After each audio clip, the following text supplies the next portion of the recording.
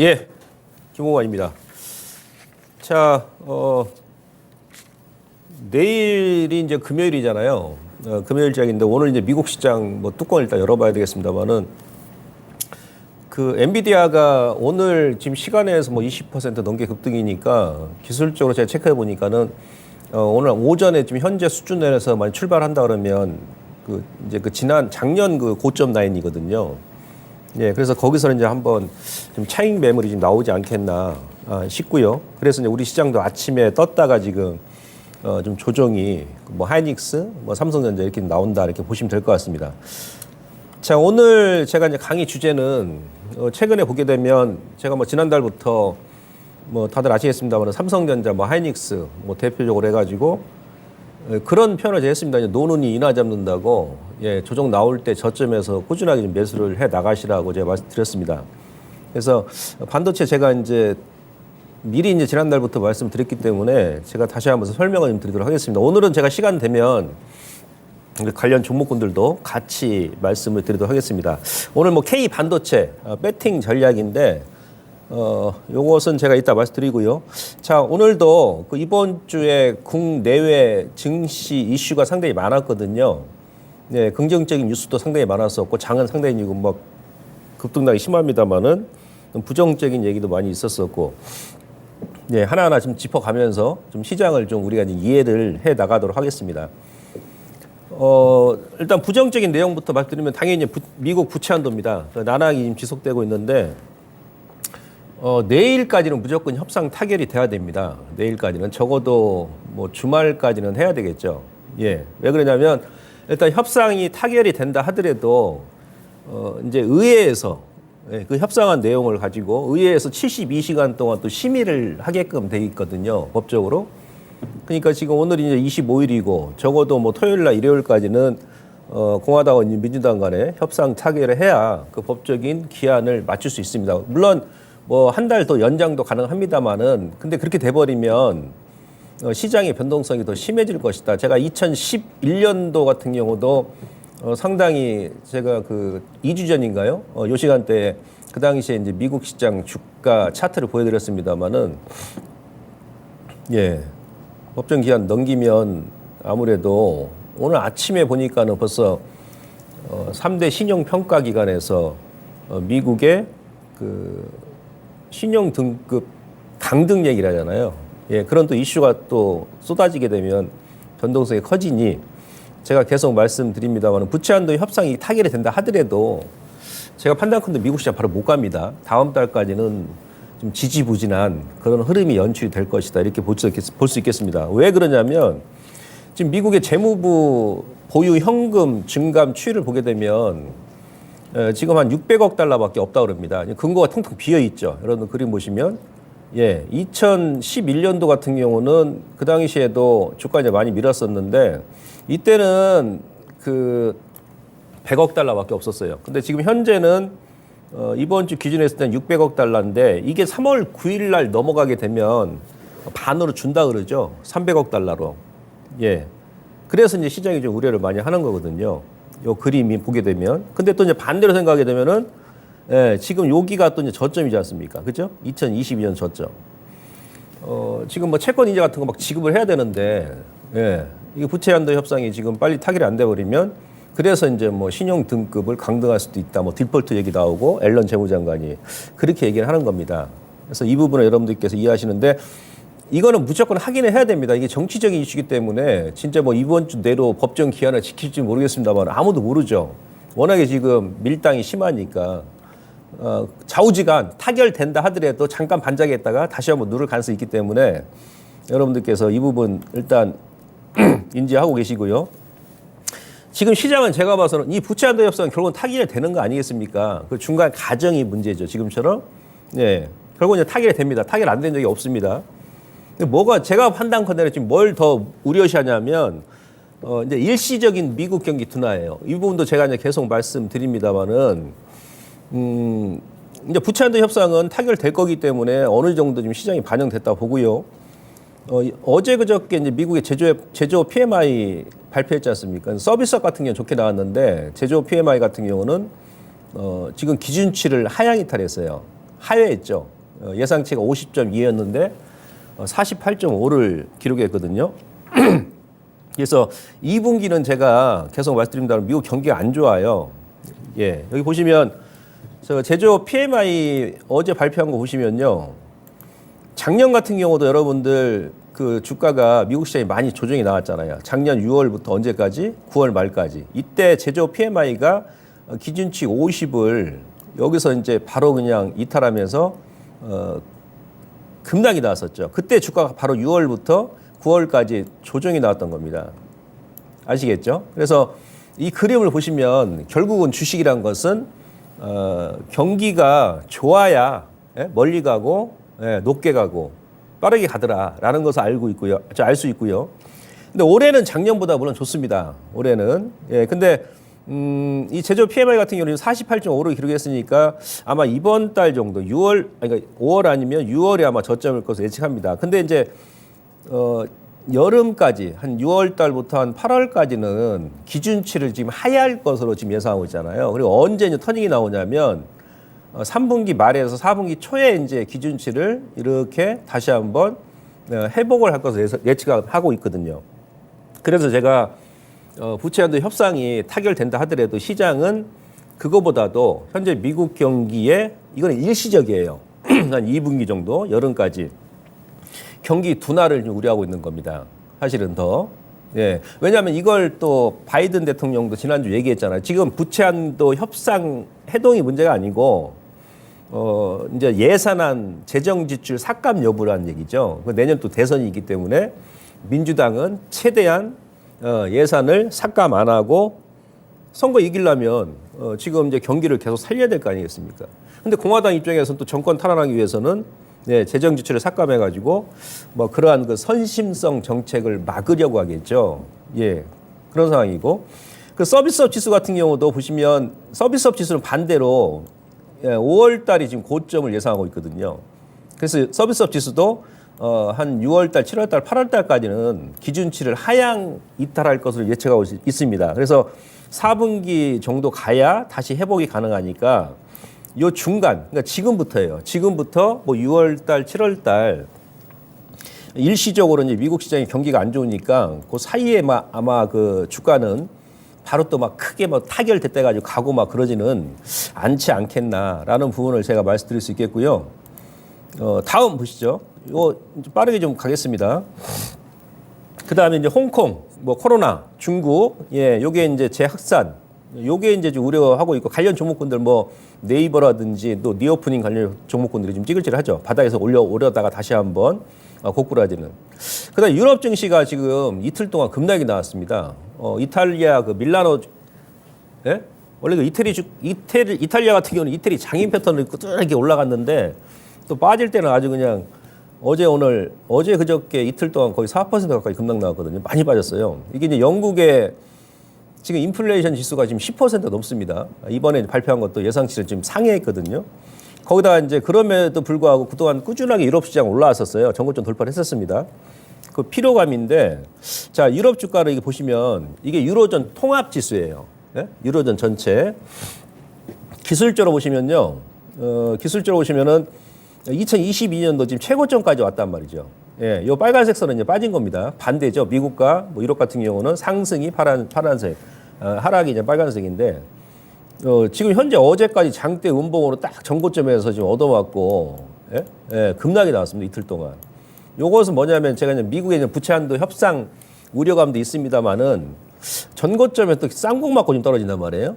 예, 그죠? 상승 5% 만들고. 그래서 이런 부분도 우리 시장에 좀 영향을 좀 미칠 수 있으니 우리가 제가 계속 말씀드리면은 당분간에 조금 그 비중 타이밍 조절 필수적으로 여러분들 해 나가시기 바라고요. 마지막은 뭡니까? 연준 인사들의 그 매파적 발언이 있습니다. 오늘 그 한국은행에서 기준금리 올 하반기까지는 인하가 없을 것이다. 그런 뉘앙스를 풍겼고 성장률도 좀 떨어진다 이렇게 얘기를 했는데 제가 봐서는 제가 그 전에 이제 한번 금리가 인상 피크점을 이루고 나면 과거 데이터를 봤을 때는 보통 12개월 내에서 한 14개월까지 인하를 안 했어요. 안 했는데 제가 판단컨대는 아마 올 하반기 가면 한국은행 같은 경우도 금리 인하를 할 가능성이 높습니다. 물론 연준도 마찬가지고. 예. 그러다 보니까 지금 연준 인사들의 매파적 발언이 조금 지금 강해지고 있거든요. 뭐 다음 달에 연준 인사들 중에서 가장 그 매파적인 성향을 가진 사람이 세인트 루이스 블러드 총재죠.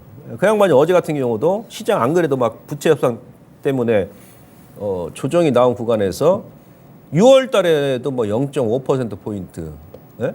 예, 소위 얘기하면 그 빅스텝 인상을 해야 된다 또 이렇게 얘기하다 보니까 어제 미국 시장이 지금 변동성이 확대가 됐다. 예, 이렇게 일단 이해하시면 될 것 같고 결론은 뭐냐면 이겁니다. 자, 지금은 부채 한도 협상만 타결되면 이제 시장이 다시 한번 뭐 치고 가지 않겠느냐라는 생각을 지금 많이 하시는 분들이 많이 계실 수 있는데 네, 그게 아닙니다. 중요한 것은 부채 한도 협상은 어차피 이거는 이제 조금 시간이 걸리더라도 타결될 사항이고 재정 지출 축소 여부가 중요한 거예요. 도대체 예산을 얼마나 삭감할지 여부가 중요한다는 얘기죠. 왜 그래요? 앞서 제가 미국의 제조업 PMI하고 서비스업 PMI 지표를 제가 먼저 보여드린 거 아니겠습니까? 안 그래도 지금 여름철까지는 미국 경기가 찌글찌글하고 조정이 나오는데 기준치 이하로 지금 제조업 PMI 떨어지고 있는데 여기서 지금 재정 지출까지 축소해버리면 네? 그럼 어떻게 됐습니까? 경기가 더 안 좋아지는 거 아니냐 이런 우려감이 생기겠죠. 거기다 또 다음 달 같은 경우는 어떻게 됩니까? 미국에서 또 은행 스트레스 테스트가 있죠. 연준에서. 근데 은행 그 3월 달에 이제 지역은행 문제가 생기면서 은행 대출 요건을 지금 강화하고 있단 말이에요. 자본금을 또 확충시키고. 그러면 대출 같은 경우도 이제 하기가 시민들이 강화되다 보니까는 그죠? 쉽지가 않겠죠. 그러면 다시 또 경기가 안 그래도 여름이 안 좋은데 더 안 좋아질 수 있다. 그러니까 경기 둔화 가속화가 생길 수가 있고 그러다 보면 또 경기 둔화 우려감이 확대가 될 수 있다는 얘기예요. 물론 이것은 6월, 그러니까 5, 6, 7, 요 한 3, 4개월 정도, 요 사이에 이제 일어나는 일입니다. 그러나서 이제 하반기에 다시 이제 미국 경기가 아까 제가 경기 지표 보여드렸습니다만 좋아진다는 얘기예요. 그래서 지금 현재 5, 6, 7, 요 8월 달까지 우리가 슬기롭게 약간 뒤로 물러서가지고 이런 시나리오가 있으니까 좀 조절을 해 나가면 된다는 얘기예요. 그리고 대신에 이제 뭐 우량주 같은 경우는 종합지수 2,500 밑으로는 우리 시장은 제가 진짜 지난번에 그랬잖아요. 그 밑으로 빠지면 싸고 2,500 위로 가면 조금 비싸고 밸류에이션 측면에서 그런 구간이거든요. 근데 지금 2,500 밑으로 많이 민다 그러면은 또 이제 뭐 삼성전자가 됐던 뭐 저평가 우량주도 여러분들께서 부지런히 좀 모아가시면 된다 이렇게 말씀드릴 수 있겠고요. 다음 그림 보시면 이제 긍정적인 이슈도 상당히 많았습니다. 이거 상당히 중요한 내용인데 우리 일반인들은 이제 이런 내용을 그냥 무시하고 막 그저 맨날 이제 종목에만 집중하다 보니까 무시하고 일단 넘기는데요. 나중에 지나고 보면 이런 게 상당히 큰 재료가 되죠. 예, 뭡니까? 자, 미중 갈등 완화가 기대되는 이번 주에 보면 물론 삼성전자, 하이닉스가 지수를 견인해주는 그런 효과도 있습니다만 또 이제 그 이유가 또 뭐겠어요? 지난주에 바이든 대통령이 미중 갈등 완화 해빙이란 발언을 했거든요. 해빙. 그죠? 예. 이 발언을 하고 나서 뭐 그저께 어저께 뭐 유럽 같은 경우도 크게 밀렸었고 뭐 니케이 같은 경우도 밀렸었고 특히 이제 중국 같은 경우는 상해 종합 지수가 그저께 연초부터 이번 주 초부터 코로나 2차 확산 얘기하면서 121선을 어제 같은 경우는 장대 음봉으로 붕괴를 시켜버렸고 홍콩 항생 지수도 121선을 크게 깼음에도 불구하고 우리 시장은 상당히 견조했죠. 바로 이것 때문에 그렇습니다. 미중 갈등 완화 기대감. 예. 그죠? 예. 이겁니다. 자, 바이든이 무슨 얘기했습니까? 예, 중국과의 관계 곧 해빙될 것이다. 이 발언을 주 초반에 했단 말이죠. 예? 예, 해빙. 그 다음날 또 무슨 얘기했어요? 추경호 경제부총리가 미국 관계 개선, 중국 외면 아니다. 탈중국 의도가 없다. 왜냐하면 우리 정부도 지금 대중국 강경 경제 정책을 약간 선회를 하는 거예요. 무슨 얘기냐? 작년 11월 달에 나토 회의에서 지금 그 대통령실의 그 경제 수석이 탈중국 경제 선언했잖아요. 그죠? 그러고 나서 국내에서는 국무총리께서 중국 경기가 꼬꾸라지고 있다. 중국 경제 얘기를 했었어요. 예? 예, 지금까지 그래 왔는데 갑자기 지금 추경호 부총리가 탈중국 의도 없다 그런 얘기를 합니다. 바이든 얘기하고 나서. 예, 그저께는 또 무슨 얘기합니까? 정부에서 예, 삼성전자 하이닉스가 마이크론 공백 메우는 거 정부에서는 개입 안 하겠다. 기업 자율에 맡기겠다 얘기했거든요. 그러니까 이 바이든 한마디가 그동안 한 6개월 넘게 이어져 왔던 탈중국 정책이 현 정부가 약간 선회를 하는 그런 입장이다라고 여러분들 생각하십니다. 그래서 이게 우리 시장이 좀 강했다. 다른 유럽이라든지 아시아 증시 대비해서 이렇게 이해하시면 될 것 같고요. 이게 상당히 큰 재료입니다. 왜 그러냐면 여러분들 2018년도부터 2019년도 미중 무역 분쟁이 1차 타결되기 전까지 전 세계 주가 지수 중에서 대한민국 지수가 가장 많이 밀었거든요. 2년 동안 계속 밀었습니다. 여러분들 기억나시죠? 예. 근데 이제 미중 간의 관계가 이제 해빙이 돼버려 어떻게 됩니까? 반대로 우리 시장이 예, OECD 국가 중에서 가장 큰 수혜를 볼 것이다는 얘기죠. 예. 그러면 물론 이제 코스닥 종목군들도 많이 있겠습니다만은 실질적으로 이제 미중 간의 관계가 해빙 국면을 맞는다 그러면 거래소 쪽이 또 많이 있겠죠. 뭐 경기 민감주 지금 막 바닥에서 찌글찌글하는 종목군들 예, 그런 쪽 보시면 돼요. 요거 상당히 큰 재료다. 요게 또 이제 언제 가봐야 압니까, 여러분? 우리 일반인들은 예, 올 가을 정도 가면은 제가 또 드리는 말씀 아실 겁니다. 자, 그 다음에 그래서 정부 대중국 정책을 선행하고 있고 이러다 보니까 바로 또 뭐가 움직입니까? 예, 미국 달러 인덱스는 안 밀렸어요. 예, 안 밀렸는데 원 달러가 예, 바로 안정이 돼버리죠. 1340원까지 갔던 게 어저께인가요? 오늘 좀 반등이 나왔습니다. 어제 반등 나왔었죠. 그저께까지 1310원까지 급락이 나와버립니다. 워낙 강세. 그죠? 예. 그래서 외국인 수급이 외인들은 지금 뭐 매도를 안 하죠. 코스닥은 지금 단타하고 있고요. 예. 어저께 오늘 뭐 한 또 2천억 넘게 매도하는데 거래소 같은 경우는 외인들이 예, 전혀 뭐 하나 까딱 안 합니다. 이런 것 때문에 그런 거죠. 그죠? 예. 그 다음에 이제 최근에 여러분들 시장 보게 되면 수급 분산 효과. 요건 이제 2차 전지에서 빠져나온 자금이 다른 섹터 예? 예, 쪽으로 일단 골고루 좀 분산되는 그런 느낌입니다. 예. 그러니까 업종별 순환 매성들이 나오고 있다는 얘기예요. 반도체, 자동차 올라가고 또 한번 누르고 자동차 부품 뭐 이런 쪽이죠. 이런 시장이 건강한 상승을 하는 그런 주식시장이라는 얘기죠. 어느 한 섹터만 지금 현재 미국의 빅테크 관련 종목군들만 계속 끌고 올라가면 그 건강한 건 아닙니다. 네? 우리 시장처럼 이제 반도체도 움직이고 뭐 지난주까지 자동차 부품주도 움직였고 완성차도 움직였고 또 이번 주에는 저평가 못난이 종목군들 예, 건설 중소형 건설주가 급등이 나오고 있죠. 네. 그다음에 제약바이오 선별주도 좀 올라오고 있죠.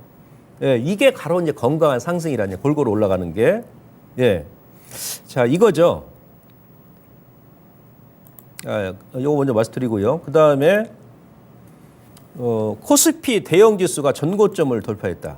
그러니까 코스피 종합지수는 오늘 아침에 이제 4월 고점에서 조금 더 얻어맞고 이제 음봉 나오고 있는데 어저께하고 오늘은 이제 삼성전자 하이닉스 힘을 얻어서 코스피 대형 지수는 4월 고점을 돌파했다. 이게 상당히 긍정적이다. 예. 유럽 같은 경우는 막 급락 나오는데 이틀 동안 예, 이런 부분입니다. 자, 그러면 한 걸음 더 들어가서 아까 이제 건강한 상승이다 이런 말씀드렸었는데 지금 2차 전지가 실질적으로 여러분들께서 언제 움직였냐면 3월 조금 빠른 종목 3월 초 그다음에 에코프로 기준했을 때는 한 3월 7일부터 이제 BM 에코프로 BM 기준했을 때는 네, 3월 7일부터 그다음에 4월 한 중순이죠. 4월 15일, 16일입니다. 한 달 조금 넘게 올랐어요. 이 기간에 이제 많이 이제 급등이 나왔던 종목도 많이 있고 개별주 같은 경우는. 그래서 그 3, 4월까지 중순까지 시장을 주도했던 종목은 2차 전지고, 그죠? 제가 얘기했던 멋쟁이 종목이죠. 예. 그 기간 4월 중순까지는 이제 반도체, 자동차 부품, 그다음에 엔터, 조선, 제약, 건설 얘들은 이제 못난이였어요. 못난이. 예. 근데 이제 4월 중순부터 변화가 생겨가지고 지금 채 이제 한 달 정도, 한 달 조금 좀 지났습니다. 예. 바뀌어버리죠, 시장이. 그죠? 멋쟁이가 못난이 되고 못난이가 멋쟁이 돼버린다. 근데 시기도 지금 불과 이제 한 달밖에 안 됐어요. 이게 무슨 얘기냐면 이건 상당히 지금 시장이 그만큼 발빠르게 움직이고 있다는 얘기. 발빠르게. 예? 발빠르게. 그렇게 움직이고 있다는 얘기죠. 반도체 같은 경우는 삼전부터 해가지고 예, AI 반도체, 뭐 한미 반도체, 그다음에 뭐 TLB라든지 뭐 이런 쪽이고 뭐 이스페타시스.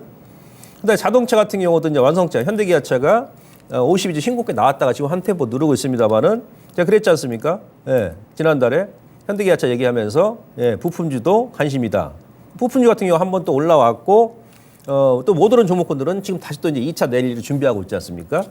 그 다음에 이제 5월 초 들어서는 어떻게 됐냐면 엔터 관련주가 움직여. 근데 엔터 관련주는 종목 수가 많지가 않아요.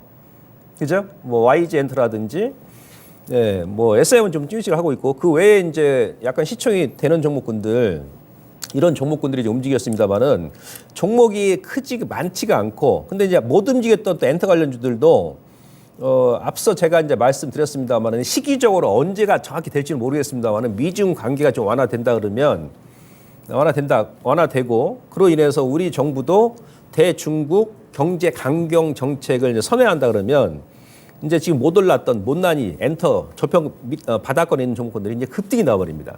급등이.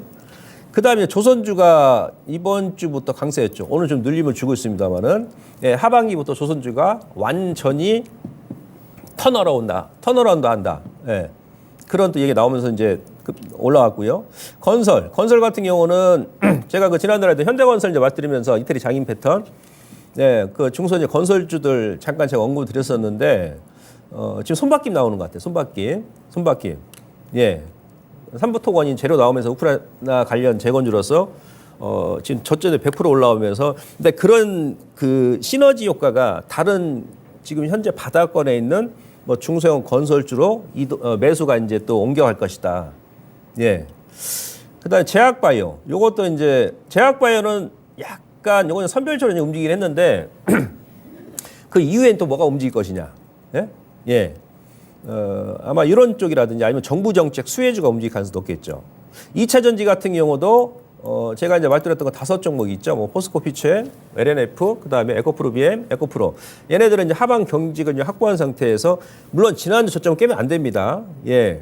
지금 현재까지 일단 하방 경직 확보할 것 같고 완전 저점은 제가 지난 시간에 그랬지 않습니까? 월봉 5개월선 말씀드리면서 한 6월 초 정도까지 일단 확인해야 된다. 5개월선을 지지하는지. 예. 그렇게 말씀을 드릴 수 있겠습니다. 그래서 이 시장은 앞서 제가 말씀드렸습니다마는 업종별 골고루 움직이기 때문에 예? 4월 중순까지보다는 좀 양호한 그런 흐름이 나오고 있고요. 그리고 또 이제 한 달 만에 이렇게 이제 시장이 빠르게 지금 변화하기 때문에 그만큼 이제 발빠르게 또 움직이고 있다. 예. 그래서 여러분들께서 어떻게 하신다? 일부 자금은 한 20-30% 정도는 여러분들께서 예, 지금 현금화 내지 뭐 단기적으로 운영하시면서 이 시장 변화에 맞게 예, 뭐 단기가 됐던, 예? 뭐 스윙이 됐던, 중기가 됐던 이렇게 옮겨가면서 좀 움직일 필요성이 있다. 그다음에 업종 대표주는 앞서 제가 말씀드렸습니다만은 좀 하반기까지 아니면 내년까지 뭐 길게 보실 분들은 그러니까 하반기가 가지고 이렇게 지금 보면은 지금 현재 상황은 작은 출렁임이거든요. 예? 잔잔한 파도예요. 지금 막 보고 있으면 이것저것 막 이슈가 나오는 가운데서 왔다 갔다 하니까 좀 정신 없기도 합니다만은 하반기를 가서 이렇게 본다라면 예, 뭐 좀 조그만 그런 출렁이기 때문에 그 부분을 참고하시고 근데 또 자금에 한계가 있으신 분들은 예를 들어서 뭐 삼성전자 하이닉스다 그러면 이건 제가 이따 차트 잠깐 보여드리겠습니다만은 그 중간에 이제 한번 끊었다 다시 보셔도 되고 이런 센스는 조금 좀 필요합니다. 그렇게 보시면 될 것 같고요. 자, 다음. 그 이제 정부 정책 수혜주가 또 나올 시점이죠. 어제 이제 추경호 부총리가 어떤 얘기를 했냐면 그 에이프로젠이란 그 거래소의 이제 그 바이오 시밀러 업체죠. 여기 방문해 가지고 그 이제 바이오 산업 제2 반도체를 육성하겠다. 이런 발언을 했습니다. 그죠?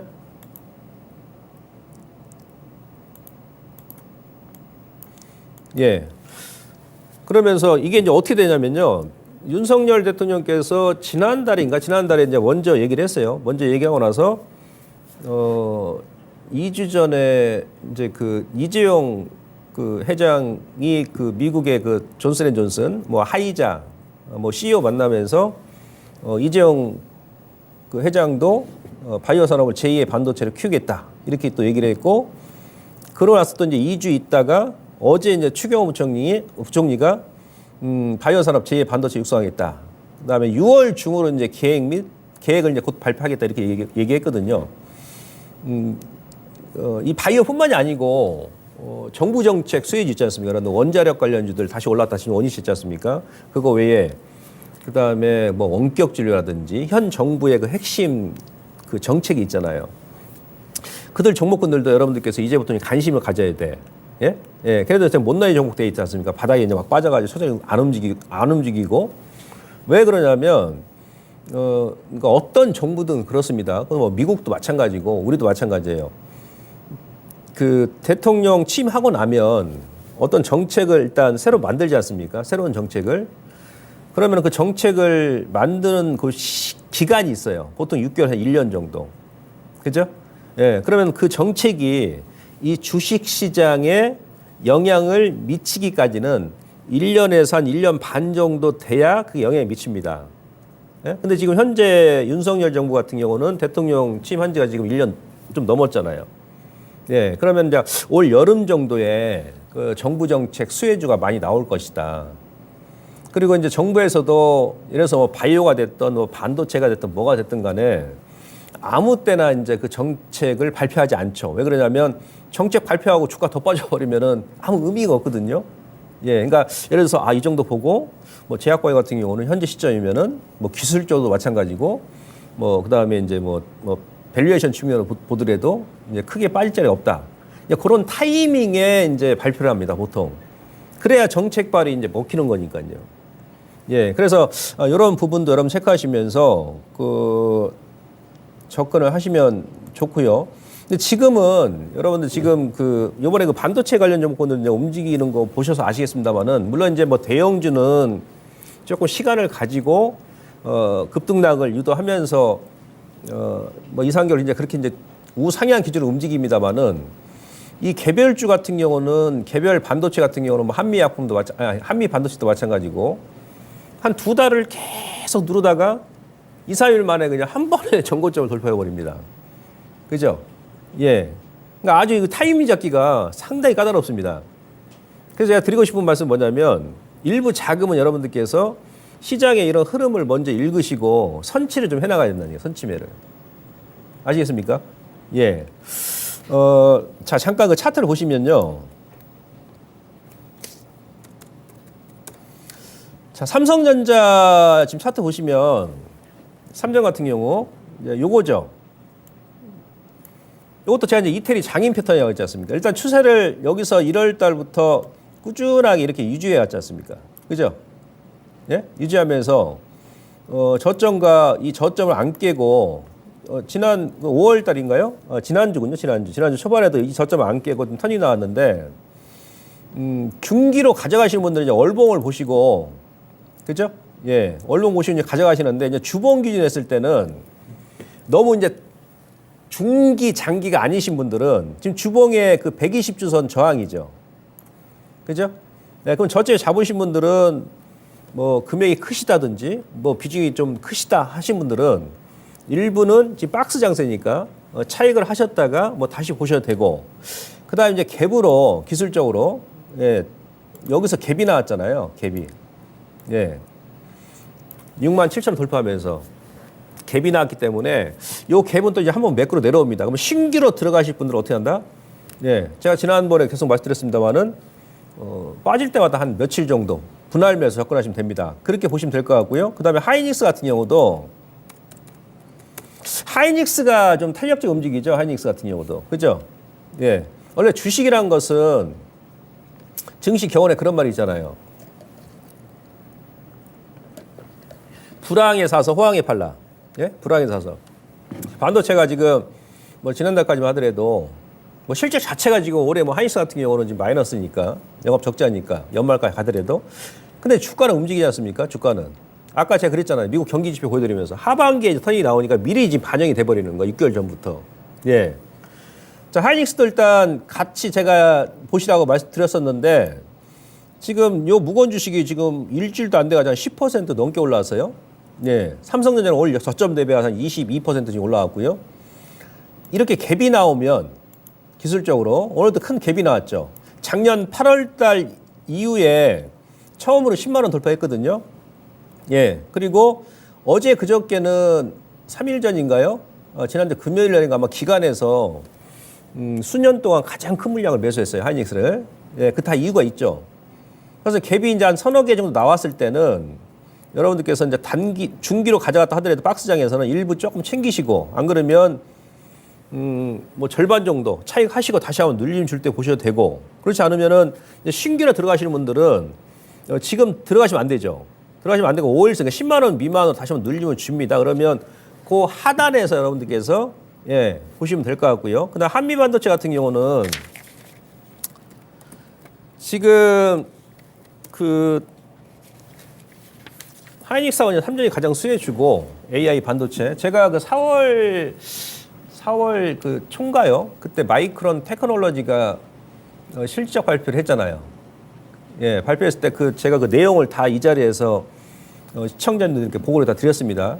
그 중에 어떤 내용이 있었냐면 올 하반기나 내년 가게 되면 그 마이크론 테크놀로지 그 최고 CEO가 그런 얘기를 했어요. 올 하반기나 내년 가게 되면 AI 반도체 산업에서 예, 기록적인 성장세를 기록을 하면서 완전히 예, 반도체 업황이 턴 어라운드 될 것이다. 그런 얘기를 했어요. 그죠? 그 내용을 제가 보여드렸었고, 그 다음에 삼성전자하고 이제 하이닉스 같은 경우도 실적 발표하고 나서 컨퍼런스 콜에서도 그와 동일한 얘기를 했습니다. 예. 그러니까 실질적으로 이제 AI 반도체 관련 종목군들 여러분들께서 앞으로 이제 계속 지속적으로 이 얘기는 관심 있게 꾸준하게 보셔야 된다는 얘기입니다. 그런 가운데서 지금 또 미중 간의 관계가 좀 해빙기가 도래한다 그러면 예, 더 파워풀한 그런 주가 상승 에너지가 나오겠죠. 근데 중요한 것은 지난 시간에 공부했죠. 제가 2차 전지 로고 핵심 차트를 제가 보여드렸습니다. 그죠? 지난달에도 제가 몇 번 보여드렸었고, 이제 주식이 뭐냐면 그 타이밍하고 비중이에요. 그러니까 오팡이 아무리 좋아도 이미 먼저 어느 정도 반영이 돼가지고 올라왔던 종목군들은 예, 그 다음에 또 눌림 줄 때 오히려 물릴 수가 있거든요. 그래서 제가 지난 시간에도 이 핵심 노고 차트 여러분들 보시는 방법에 대해서 말씀드렸습니다. 자, 한미반도체 지금 월봉 차트 보시면요. 왜 주가가 지금 찌글찌글하냐면 2007년도 이 고점이죠. 로그입니다, 로그. 예. 그러면서 이제 중간 트렌드 여기에요. 이 종목은 자, 기술적으로 이것도 어찌 보면 얘는 중장기적으로 얘도 이태리 장인 패턴입니다. 그러니까 2007년도 고점 찍고 나서 눌림 줄 때 요 마디 하단까지 내려왔다가 반등 나오고 이 중간 트렌드에서 계속 얻어맞죠. 이런 식으로. 또 밀리면 여기서 반등이 나오고 올라가면 이 트렌드 얻어맞고 그렇지 않습니까? 예. 작년 같은 경우도 여기서 얻어맞고 나서 한 1년 가까이 조정이 나왔던 거예요. 예. 그리고 이제 1월 초, 연초에 이 중간 핵심 지지선에서 저점 찍고 나서 여기서 턴이 나오지 않습니까? 근데 지금 현재 이번 달 요 자리가 2007년도부터 이어져 왔던 또 장기 저항 구간입니다. 근데 이 한미반도체 같은 경우는 돌파를 하려나 봅니다. 왜냐면 또 최근에 거래가 지금 3개월 연속 증가를 하면서 이 거래를 보세요. 월봉 기준으로 했을 때. 이 월봉입니다. 증가를 하면서 지금 살짝 돌파한 상태거든요. 예. 그리고 이제 워낙에 이제 AI 반도체 쪽 산업이 성장성이 지금 높다 보니까 돌파를 할 것으로 보는데 근데 이 기업도 현재 기술적으로는 장기 저항이기 때문에 여기서는 여러분들께서 또 신규가 들어가시는 게 아니에요. 그러니까 오늘 지금 외인들이 장중에 지금 차익이 좀 나오지 않습니까? 예. 그럼 이런 기업들은 기다리면 어떻게 된다? 예, 이격 조정, 그러니까 21선하고 5일선이 지금 이격이 크지 않습니까? 그죠? 제가 지금 여기 출연해가지고 기술적 분석을 제가 처음 자세하게 이렇게 해드리는 것 같은데요. 자, 5일선하고 21선의 이격이 크잖아요. 단기 급등 나왔고, 근데 거래가 지금 안 나오죠. 예, 이럴 때는 신규 매수는 여러분들께 기다리시는 겁니다. 보통 그 다음에 이 고점을 완벽하게 돌파한 것은 상당히 긍정적인데 얘도 지금 시총이 2조 5천억이 넘거든요. 예, 올해 내년 영업이익이 한 2천억 정도 그 이상 예상한다면은 약간 지금 앞서 나가는 거예요. 엔비디아 효과 때문에. 예. 그럼 기다리면 한 2만 5천 원에서 한 2만 2천 원까지 아마 눌림을 줄 겁니다. 그때 여러분들이 보시는 거다. 그리고 얘를 만약 안 본다 그러면 AI 같은 경우는 요건 추천이 아니고 여러 종목이 있잖아요. 자, 이수 페타시스 먼저 좀 보죠. 이수 페타시스 같은 경우도 지금 일봉으로는 아침에 급등 나오고 전고점 돌파했죠. 근데 오늘 갭이 나왔지 않습니까? 갭이. 그죠? 예. 그러니까 주가라는 것이 특징이 있어요. 보통 이렇게 거래가 나오고 단기적으로 한번 이렇게 급등이 나오면 그 이후에 이제 거래가 죽어버리면은 다시 또 21선까지 늘려 준다든지 그 아래쪽으로 한 2, 3주 정도 조정이 나오죠. 조정이. 제가 이제 왜 이런 말씀 드리냐면 지금은 아무튼 간에 그 박스권 장세였어요. 박스권 장세. 그죠? 예. 그래서 이제 비중 조절해야 되고 설령 더 간다 하더라도 타이밍 조절해야 됩니다. 그리고 이제 월봉 보시면 얘도 마찬가지. 이 기업도. 자, 보시죠. 자, 월봉 보시면 지금 현재 오전에 살짝 돌파를 했었어요. 근데 이수페타 같은 경우도 2002년도부터 이어져 오는 이 기업도 정확히 보면은 장기적으로 이태리 장인 패턴이죠. 그죠? 한 땀 한 땀 여기서 얻어맞고 다시 눌림 주고 지난달하고 지지난달 돌파를 하려다가 또 윗골이 나오잖아요. 예. AI 쪽은 저는 이제 돌파를 할 것으로 보는데 단기적으로는 예, 재료가 나오면서 급등이 나왔기 때문에 이 구간에서는 여러분들께서 따라 들어가시면 안 되고 그 다른 종목군들 이제 저점인 종목도 있습니다.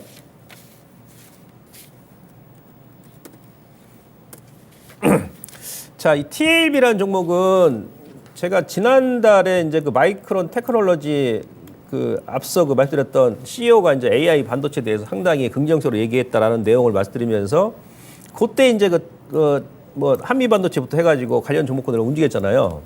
잠깐 이 기업도 이제 언급을 드렸었는데 위치가 중요하다. 이게 종목을 추천한 게 아닙니다. 이 개별주기 때문에. 예. 얘 같은 경우는 차트가 기술적 보시면 지금 오히려 반대로 자, 로고로 보시면요. 이 하락 트렌드를 지금 이번 달에 돌파를 했잖아요. 그죠? 그러니까 이쪽에서 원래 대표 종목은 삼성전자, 하이닉스인데 너무 무거우니까 뭐 한미반도체를 보시는 거. 그 중간에 이게 개별주 대표 종목군들은 한미반도 대장인데 거기서 뭐 10% 20% 수익 나던 다른 뭐 관련 개별주에서 10% 20% 수익 나 수익은 똑같은 거거든요. 근데 기술적으로 여러분들께서 위치가 중요하다는 얘기예요. 위치가. 지금처럼 박스권 장세에서. 이 기업 같은 경우는 신규 준비다만 이렇게 상장하고 나서 계속 밀다가 지난달에 여기서 걸리고 이건 저항이었죠. 그죠? 네, 저항 주고 나서 패턴이 여기서 1, 2, 3 바닥 찍고 보통 이제 3 바닥 정도 나오면 어느 정도 바닥을 확인했다는 얘기거든요. 그것도 뭐 단기가 아니고 작년 1월부터 거의 한 1년 반 동안. 그러니까 이번 달에 이게 돌파를 하지 않습니까? 그죠? 위치는 대장은 한미 반도체인데 이런 쪽이 현 시점에 좋다는 얘기예요. 이걸 제가 여러분들께 말씀드리기 위해서 차트를 보여드리는 겁니다. 근데 얘도 지금 들어가면 된다 안 된다? 안 된다. 왜? 주식이라는 것은 물론 이제 갭을 바로 메꾸지 않은 종목군들도 많이 있어요. 그래서 엔비디아 같은 경우도 저 그런 경우 처음 보는데 이런 경우는 무슨 얘기냐면 엔비디아가 지난달에 그 실적 발표하고 나서 주가가 그때 아마 당일날 10% 넘게 올랐을 겁니다. 근데 엔비디아 같은 경우는 전 세계에서 시가총액 지금 6인가 되죠. 제가 지난달에 이제 미국의 전 세계 시가총액 상위 종목군도 쭉 말씀드렸습니다만은 지난달에 그 무거운 주식이 갭으로 전고점 돌파하고 나서 지금 한 달을 넘게 갭을 안 메꿔요. 예. 그리고 마이크로소프트도 마찬가지고 애플도 마찬가지고 이런 경우도 있어요. 예. 근데 이제 통상적으로 기다리면 그 큰 갭 같은 경우는 보통 메꾸는 경우가 많이 있습니다. 뭐 개별주가 됐던 대형주가 됐던 그 갭을 메꾸는 시점에서 여러분들께서 매수 포인트를 잡는 거예요. 무슨 얘기냐? 자, 그럼 TLB다 그러면 지금 들어가면 된다, 안 되죠. 왜 그래요? 기술적으로 여기가 지금 장기 박스권, 아까 제가 차트 보여드렸습니다만은 이제 월봉으로는 추세를 돌파를 했는데 일봉상으로는 작년 고점 매물과 작년 또 연말에 매물이 있잖아요. 이 매물을 좀 소화를 해줘야겠죠. 이럴 땐 돌파한다 하더라도 들어가는 거 아닙니다. 다시 또 늘리고 줍니다. 지난주에 얘기 나오면 여기 또 갭이 나왔잖아요. 그죠? 얘도 마찬가지. 한미처럼 21선과 5일선에 이게 크지 않습니까? 그죠? 예. 그럼 만약에 매수 포인트를 잡는다 그러면 21,000원 하단에서 한 2만 원 정도, 뭐 2,500원, 요 갭을 메꾸는 자리 있죠? 예. 그런 구간에서 여러분들께서 좀 분할로 들어가는 것이 합리적이다. 이렇게 제가 말씀을 드릴 수 있겠습니다. 자, 다음. 그 아까 제가 요건 제가 이제 마지막으로 보여드리겠습니다. 지난달에 저는 그러니까 여러분들 김봉만이를 믿지 마세요. 저를 믿지 마시고 김봉만이가 작성한 데이터를 믿으시라는 얘기야. 데이터를. 예, 좀 중장기적으로 좀 안전하게 뭐 개별주가 됐던 뭐 중대형주가 됐던 좀 중장기적으로 끌고 갈 종목군들은 여러분들께서 이제 기업을 분석하시고 여러 가지 데이터를 많이 분석하셔야 됩니다. 그리고 이제 시장 분석도 해야 되고. 왜냐하면 이 시장이 지금 현재 종합지수가 2,500 내외 왔다 갔다 하다가 하반기로 다시 한번 뭐 2,000선 초반까지 꼬꾸라질 것 같다. 그러면 지금 주식하면 안 되겠죠. 그죠? 근데 하반기에는 제가 그랬습니다. 여러 가지 데이터 보여드리면 지난달부터 제가 보건대 현 종합지수가 최소한 2,800 이상 가야 돼요. 2,800 이상은. 그러니까 지난 시간에도 말씀드렸습니다만은 지금 현재 종합지수가 애매한 구간이다. 그러니까 지금 현재 이게 2,500 기준에서 빠지면 저평가다. 그래서 거래소는 여러분들께 조정을 크게 신경 쓰지 마시고 저평가 중대형주 같은 경우는 빠질 때마다 좀 모아가시면 된다. 타이밍하고 비중 조절을 하시면 된다. 그런 말씀 여러 차례 드렸었고요. 근데 지금 현재 그러니까 여름철까지 봤을 때 여기부터 치고 가면 또 고평가다. 그런 말 드렸지 않습니까? 예. 근데 하반기로 보게 되면 4분기로 보게 되면 현재 지금 2,500도 상당히 저평가죠. 예? 뭐 PBR, 뭐 PER 기준으로 했을 때. 뭐 내년까지 본다 그러면 더 저평가고. 그러니까는 원래 주식은 확률 아닙니까? 그러니까 2,500에서 2,400까지 빠진다. 그럼 100포인트 빠지는 건데 근데 2,400은 너무 저평가니까 하반기로 본다 그러면 2,800까지 간다면 400포인트 오를 자리거든요. 그러니까 여러분들께서 어느 쪽에 배팅할 것이냐. 그러니까 예를 들어서 뭐 거래소 기준으로 했을 때는 나는 그래 지금 2,500인데 2,400까지 빠지는 거 감안하고 하반기로 끌고 가게 되면 2,700까지 갈 수 있으니까 그래야 적정하니까 우리나라 코스피 지수는 그러면은 밀 때 더 매수하는 거야. 난 상방적으로 배팅할래. 이런 마인드로 가져가는 거죠. 예. 근데 삼성전자 요것도 제가 4월 달부터 계속 말씀드렸습니다만 데이터를 제가 이제 근거를 해가지고 말씀드린 겁니다. 5월 초까지만 하더라도 삼성전자 뭐 실적 여러분들 뭐 발표했습니다만은 형편 없었지 않습니까? 근데 2분기에는 아마 더 줄 수 있어요. 그죠? 지금 2분기잖아요. 네? 6월까지. 그러니까 1분기에 영업이익이 6천억 나왔습니다. 작년에 1분기에 14조 원 나왔던 기업이 1년 만에 영업이익이 그렇게 완전히 곤두박질 쳐버렸어요. 근데 2분기에는 1분기보다 지금 예상치가 더 나빠. 2천억 정도 지금 예상하잖아요. 작년 2분기에도 삼성전자가 영업이익이 14조가 나왔는데. 그죠? 근데 주가는 올라가죠. 벌써 올 연초 저점 대비해가지고 오전 제가 고점 딱 계산해 보니까 벌써 27% 올랐어요. 삼성전자 주가가 그러니까 올 연초 저점 대비해가지고. 예. 올해 전체 영업이익은 지금 한 증권가에서는 한 9조 원 초반도 예상합니다. 저는 약간 높게 잡아가지고 3분기, 4분기 실적이 좋아지니까 10조 원 정도 지금 예상하고 있는데 이게 이제 삼성전자가 2011년도부터 올해까지 12년 동안 가장 실적이 저조한 그런 성적입니다. 예. 2011년도에도 삼성전자 영업이익이 16조 원이었어요. 예. 그 이후에 20조 원 미만을 기록한 적이 한 번도 없습니다. 삼전이. 예. 지금 올해가 이제 두 번째죠. 그러니까 지금 실적 기준으로 했을 때 영업이익이 최악이란 얘기예요. 12년 동안. 예. 근데 주식은 업종 대표주 같은 경우는 항상 저점에 매수해서, 그러니까 불황일 때 매수해서 호황일 때 파는 겁니다. 근데 올해, 그러니까 내년에는 삼성전자 영업이 어떻게 됩니까? 그죠? 예, 지금 최소한 37조 원 이상 지금 예상하고 있잖아요. 그죠? 예. 그러면 삼성전자를 제가 여러분들 굳이 보시라는 얘기 아니고, 우리가 뭐 에코프로 BM 뭐 2차 전지 대표주가 가게 되면 그 후발 종목군들도 어떻게 해서든지 시장에서는 그 비슷한 문의를 만들어서 주가를 끌어올리잖아요. 그죠? 제가 지난달에 그 현대차 얘기하면서 현대기아차 얘기하면서 그 부품주 같이 얘기했죠. 아니면 자율주행차 같은 종목들. 예. 그런 종목들이 시간도 움직이죠. 그죠? 예. 그럼 반도체도 마찬가지예요. 자, 삼전하고 하이닉스 간다 그러면, 근데 반도체 같은 경우는 업황이 좋던지 나쁘던지, 예? 업황이 아무리 나빠도 설비 투자는 고정적으로 계속 해야 됩니다. 예? 라인 설비 투자 계속 해야 돼요. 그럼 우리가 소위 얘기하면 소부장들, 예? 그들 기업들도 삼전하고 하이닉스가 실적이 안 좋다 하더라도 나포한 기업들은 계속 그 대표 기업들이 설비 투자를 계속 해야 되기 때문에 뭐 동진 세미캠이라든지 뭐 하나마이크로라든지 뭐 여러 가지 두성 엔진도 마찬가지예요. 실적이 올해는 삼전 하이닉스 실적이 안 좋다 하더라도 그들 기업들은 실적이 나빠지지 않는다는 얘기예요.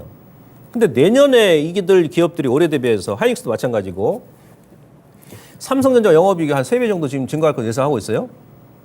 그러면 그 장비, 소부장 관련 종목군들 어떻게 했냐 이거죠. 예. 그래서 여러분들께서 같이 관심을 꾸준하게 이제 앞으로 K 반도체는 가지시고 접근하시는데 단기적으로는 이제 박스권 장세 올 한 6월달, 7월달까지 급등락이 심할 수 있으니 아까 제가 여러 종목군들 기술적으로 이제 체크를 해드렸습니다만은 좀 조절만 해 나가시면 크게 무리가 없다. 이렇게 제가 이제 말씀드리는 겁니다. 아시겠죠? 자, 잠깐 요거 제가 체크를 해드리도록 하겠습니다. 그 다음에 이제 보조지표입니다. 보조지표. 고객 예탁금이 지금 늘지가 않아요. 예탁금 자체가. 예. 뭐 지금, 고점 찍고 나서, 현재 지금 예탁금이 계속 감소 추입니다. 그러니까 시장은 지금 동시다발적으로 막 움직일 수 있는 그런 시장이 아니에요. 예? 예, 이쪽 누르고 또 이쪽 올리고, 이쪽 누르고 이쪽 올리고, 이런 식으로 이제 순환매 상승이 아마 올 여름까지는 지속될 가능성이 높기 때문에 여러분들께서 그래서 일부 자금 탄력적 운영하셔야 되고요. 그 다음에 이제 그저께까지 지난주 후반부터 이번 주까지 좀 반등이 나왔던 이유가 이 신용거래 대주잔고가 거래소 같은 경우도 마찬가지고 코스닥도 지지맥점이에요. 지지맥점. 네? 대주잔고 많이 감소하고 나서 지금 저점이 나왔기 때문에 그래서 지수가 좀 반등이 나왔다라는 내용을 여러분들이 아시면 되고 다음 주에 대주잔고 아마 좀 올라갈 것 같아요. 다음 주에. 그러면 다음 주에는 여러분들께서 이번 주보다도 좀 더 조절하시는 것이 예, 좀 합리적이다 이렇게 말씀드릴 수 있겠고 그리고 나서 그 신용융자는 지금 통합으로 봤을 때 고점에서 4월 24일 날이 고점이었어요. 신용융자가. 그러면서 그저께까지 거래소 코스닥 한 2조 원 정도 각각 1조 원씩 감소를 했습니다. 이거 상당히 긍정적이죠. 예, 제가 지난달에 계속 신용 조심하셔야 된다 그러면서 이 그림을 몇 차례 보여드리면서 타이밍 조절, 신용 쓰지 마시고 비중 조절 하시라고 그랬는데 근데 신용이 지금 어느 정도 2조 원 정도 감소했으면은 어느 정도 신용은 저점이 나왔다고 봅니다. 근데 여기서 제가 또 한 가지 우려하는 게 뭐냐면 주식 담보융자라는 게 있어요. 위탁증권 담보 대출이 있습니다. 그러니까 주식을 담보를 해가지고 또 융자를 받습니다. 우리 개인 투자분들께서 이것도 4월 말일 날 한 2조 원이 이게 아마 그 SG 사태하고 제가 지금 생각하기에는 아마 그 4월 중순부터 2차 전지가 고점을 찍고 또 급락이 나왔잖아요. 그죠? 예. 그러면서 2조 원이 급격하게 증가를 해버렸어요. 요 기간에. 근데 신용잔고는 고점에서 많이 줄어서 상당히 안정적인데 이 주식담보융자는 지금 한 달 내내 줄지가 않아요. 줄지가 않습니다. 요게 조금 마음에 걸리는 거예요. 그래서 코스닥 같은 경우는 여러분들께서 좀 더 타이밍 조절을 하실 필요성이 있겠고, 요 주식 담보 융자가 감소하는지 여부도 좀 체크를 하셔야 된다, 이렇게 말씀드릴 수 있겠고요. 마지막으로 거래 회전율이 상당히 중요하다고 했습니다. 거래가 나와야 종목이 움직일 거 아니겠습니까? 그죠? 예. 이 빨간색 선은 이제 코스피 지수 기준이고, 검은색 선은 이제 거래 회전율인데, 지난달에 제가 여러분들께 거래 회전율 요것도 이제 고점이 나왔다라고 말씀드렸었고, 그러고 나서 거래 회전율이 뚝 떨어져 버렸습니다. 조금 반등이 이번 주 초반까지 나오다가 그저께 기준에 다시 또 감소하고 있거든요. 그래서 이 거래 회전율이 이렇게 감소한 구간에서는 지수가 특히 이제 코스닥 같은 경우는 전고점을 다시 또 바로 돌파를 못합니다. 예, 그래서 전체적인 전략은 거래소는 코스피는 3자랑 하이닉스가 많이 치고 간다 그러면 두 종목이 지수 끌고 올라갈 수 있어요. 멱살 잡고.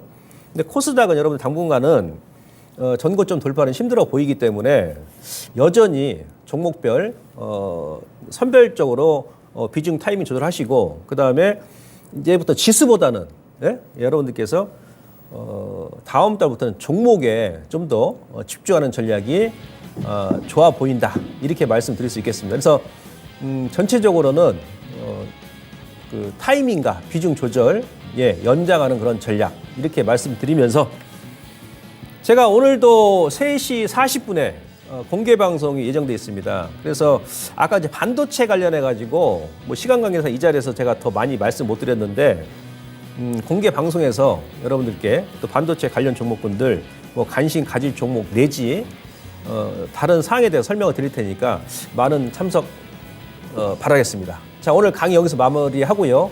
저는 다음 주에 다시 뵙겠습니다. 고맙습니다.